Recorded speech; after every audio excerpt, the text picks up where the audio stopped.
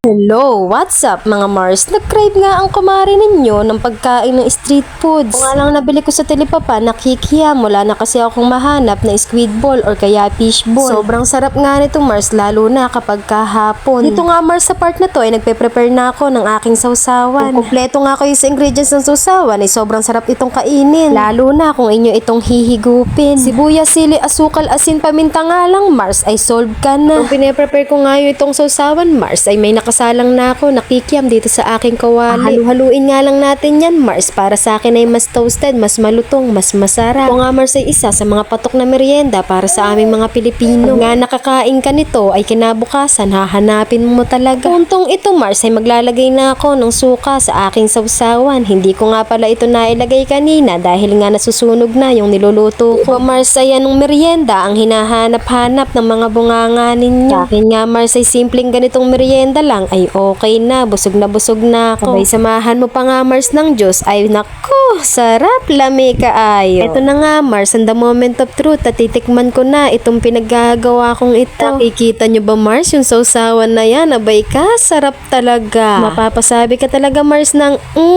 unang kagat, sibuyas lahat. O siya Mars, baka naglalaway ka na, try mo na, dali. Maraming salamat po sa inyong panonood. Ingat and God bless. Bye-bye!